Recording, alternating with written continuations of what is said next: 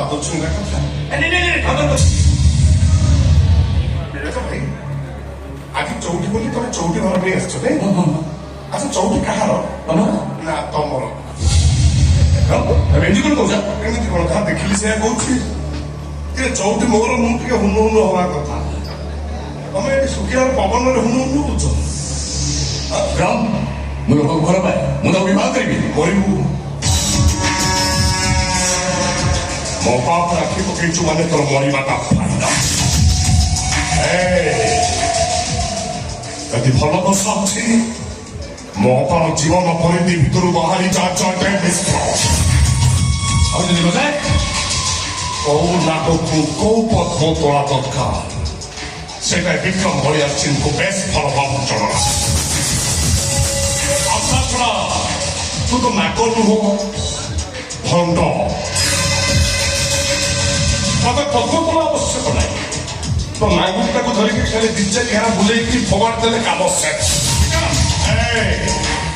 ଏବେ ବି union leader আকাশ দাসর dead বডিটা ଆମ ରାଜଉଆସର ଗୁପ୍ତ କୋଠରୀ ଭିତରେ କଙ୍କାଳ ହୋଇ ପଡ଼ିଛି।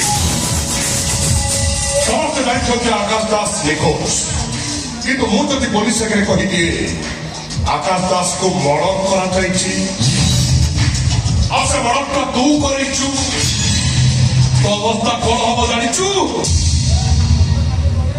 ସ୍ୱାହା।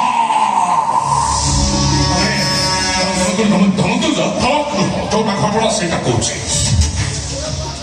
ମୋ ପାପ ଛାଡ଼ିବି ନହେଲେ ନିଜ ଜୀବନ ଆଶା ଛାଡ଼ିବୁ।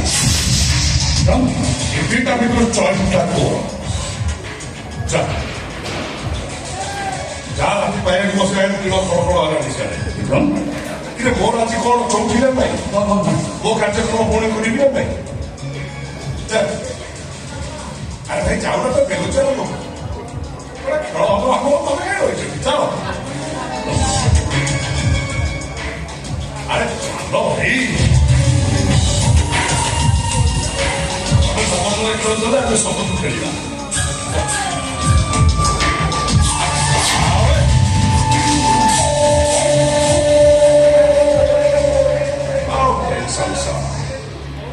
ଜାଣିଲା ମଣିଷ ଭାବିଥିଲା ଗୋଟେ ହାର୍ଡ ଟାଇମ୍ ଚଉଠି କରିବ ଗୋଟେ ଅଫିସିଆଲ ଷ୍ଟାଇଲରେ କରିବ।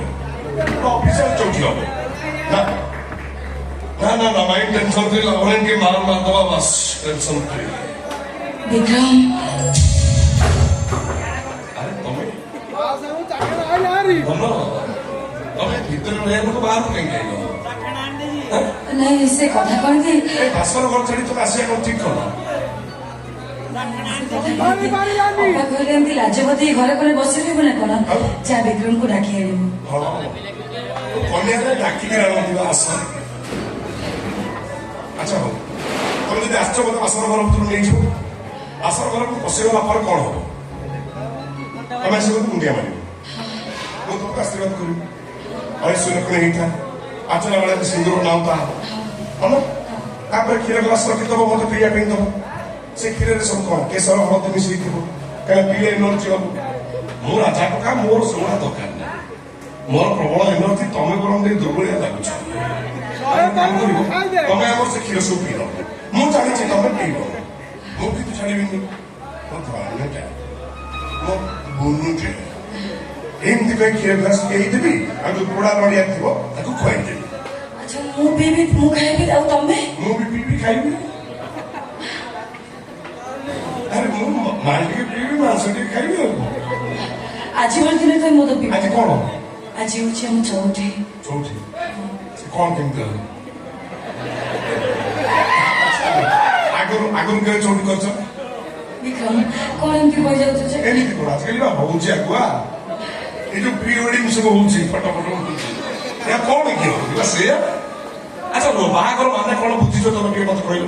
ବାହାଘର ମାନେ ହଉଛି ଜୀବନର ସବୁଠାରୁ ପବିତ୍ର ବନ୍ଧନ, ଯୋଉଠି ଦୁଇଟି ଆତ୍ମା, ଦୁଇଟି ମନ ଆଉ ଦୁଇଟି ହୃଦୟର ମିଳନ ହୁଏ। ଭୁଲ ମିଳନ ଫ୍ରିରେ ହେଲାଣି ସେଗୁଡା କଣ ଦରକାର? ବାହାଘର ହଉଛି କେବଳ ଦୁଇ ଜଣ ପ୍ରାପ୍ତ ବୟସ୍କ ଯୁବକ ଯୁବତୀ ମାନଙ୍କ ପାଇଁ ଗୋଟିଏ ବିଛଣାରେ ଶୋଇବାର ଲାଇସେନ୍ସ।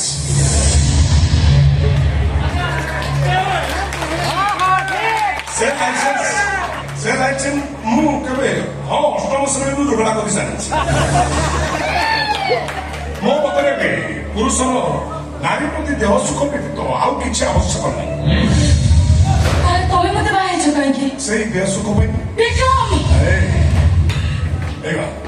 ପିଲାବେଳେ କୁମ୍ଭୀର ମାଙ୍କଡ଼ ଜାମୁକୋଳିର ପଶୁଛୁ କୁମ୍ଭୀର ପାଟିରେ ଜାମୁକୋଳିର ସ୍ୱାଦ ବାଜିଗଲା ପରେ କୁମ୍ଭୀର ଭାବିଲା ଏ ଜାମୁକୋଳିର ସ୍ୱାଦ ଯଦି ଏତେ ତାହେଲେ ଆକୁ ଯୋଉ ମାଙ୍କଡ଼ ପ୍ରତିଦିନ ଖାଉଛି ତା କଲିଚାର ସ୍ୱାଦ କେତେ ହେଇନବ ଠିକ ସେମିତି ତୋ ଭଉଣୀ ରାଧାକୁ ଟେଷ୍ଟ କରି ସାରିବା ପରେ ମୁଁ ଭାବିଲି ଯଦି ବଡଟା ଏମିତି ଲାଗିଲା ସାନଟା କଣ ନ ଲାଗିବ ଟିକେ ଟେଷ୍ଟ କରିଦବା ତମେ ମତେ ଉପଭୋଗ କରିବାକୁ ଏଠିକି ନେଇ ଆସିଛ ସ୍ତ୍ରୀ ହିସାବରେ ନୁହଁ ବାହାଘର ବେଦି ମନ୍ତ୍ରପାଠ ଏସବୁ କଣ ଭୁଲ ମୁଁ ବିକ୍ରମ ହୋଇ ଆସେ ଯାହା ଉପରେ ମୋର ନଜର ଥରେ ପଡ଼ିଯାଏ ତା ଜାତକରେ ଥିବା ଗ୍ରହ ନକ୍ଷତ୍ର ମାନଙ୍କର ସ୍ଥିତି ମୁଁ ବଦଳେଇ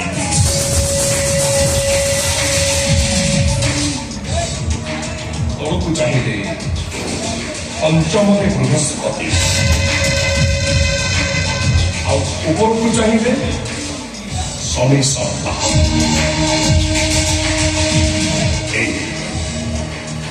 ଆଜି ମୋର ଚଉଠି ବିକ୍ରମ ବଳିଆ ସିଂ ତା ଜୀବନର ପ୍ରଥମ ଚଉଠି କରିବ କିନ୍ତୁ ରାଧାକୃଷ୍ଣ ଧନ୍ୟଟା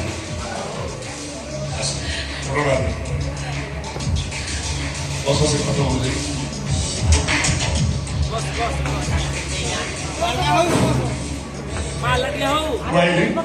ସାଡ଼କୁ ମୋ ଚାଲ ତମର ପାଟି ମୁଁ ବସ୍ ବସି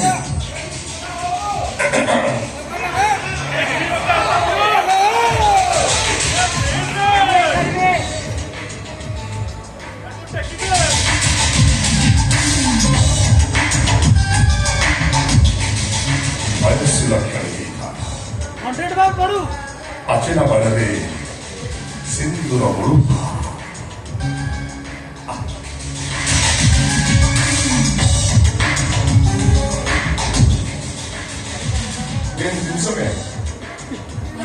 ହିରୋ ଲାଇନ୍ ଯଦି କାମ ଚଳିଦବା ମଗଲେ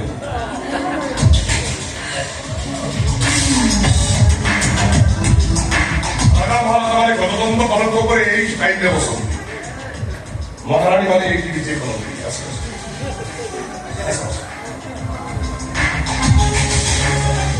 ସବୁଦିନ ବସିବ ଯେମିତି ଡର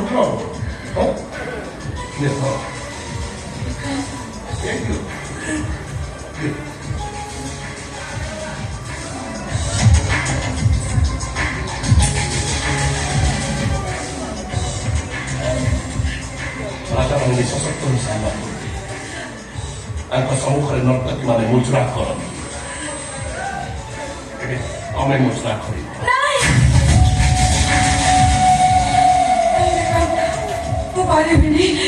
ରାଜାର ଆଦେଶକୁ ଅମାନ୍ୟ କଲେ ଦଣ୍ଡ କଣ ମିଳେ ଜାଣିନ ବୋଧେ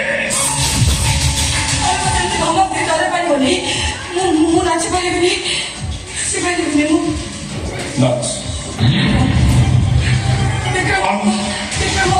ବିକ୍ରମ କଥା ଟିକେ ବିକ୍ରମ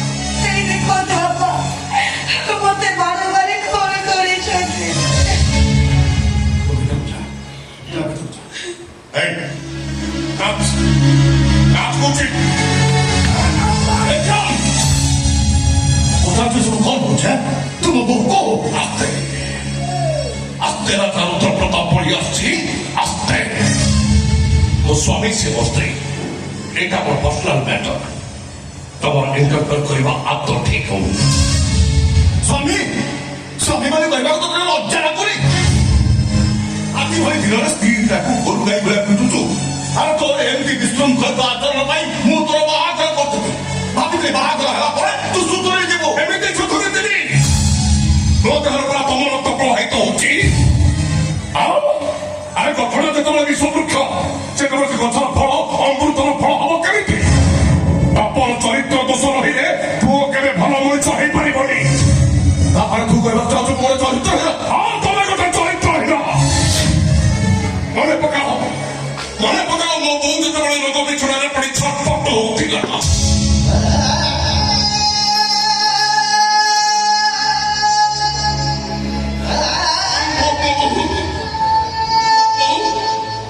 ମୋ ବୋଉ ରୋଗ ବିଛଣାରେ ପଡି ଛଟପଟ ହଉଥିଲା ବେଳେ ତା ପାଖରେ ବସି ତା ମୁଣ୍ଡ ଟିକେ ଆଉଁସି ଦେବା ତ ଦୂରର କଥା, ତା ପାଖରେ କେବେ ଟିକେ ବସିଛ?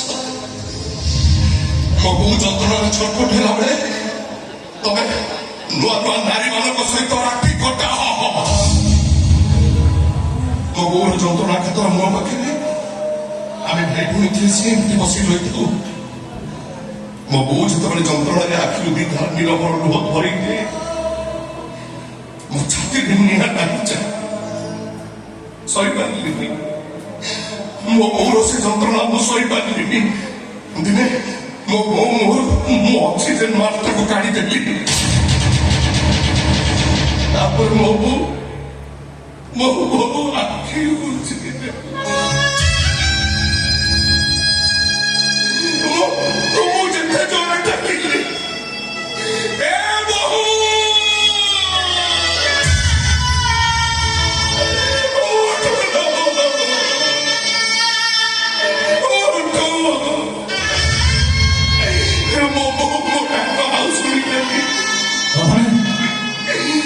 ତୁ ତ ବୋଉର ଅକ୍ସିଜେନ ମାସ୍କ ଖୋଲି ଦେଇ ତୁ ତାକୁ ବାଟେଇଛୁ। ମାରି ଦେଇନି, ମୁକ୍ତି ଦେଇ ଦେଇଛି।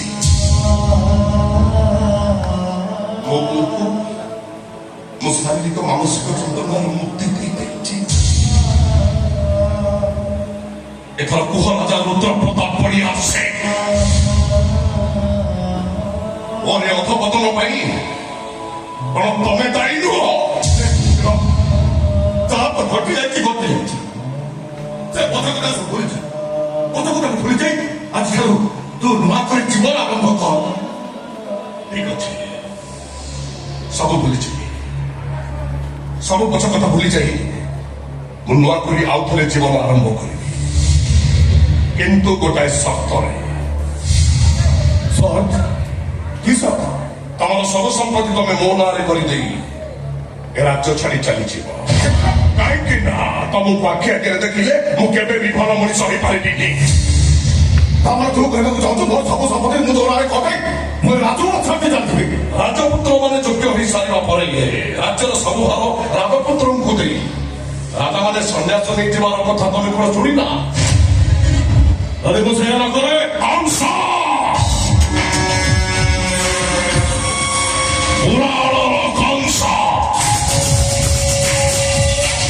ନିଜ ପିତା ଉଗ୍ରସେନକୁ ବନ୍ଦୀ କରି ନିଜେ ରାଜା ହେଇଥିଲେ। ଇତିହାସର ଅଜାତ ଶତ୍ରୁ ନିଜ ପିତା ବିମ୍ବିସାରଙ୍କୁ ବନ୍ଦୀ କରି ନିଜେ ରାଜା ହେଇଥିଲେ। ଔରଙ୍ଗଜେବ ନିଜ ପିତା ଶାହଜାହାନଙ୍କୁ କାରାଗାରରେ ବନ୍ଦୀ କରିଦେଇ ନିଜେ ସମ୍ରାଟ ହେଇଗଲେ।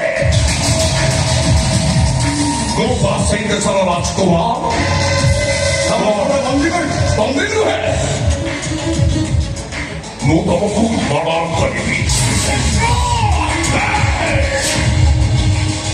ଆସ୍ତେ ରାଜା ରୁଦ୍ର ପ୍ରତାପ ପଡ଼ି ଆସିଛି।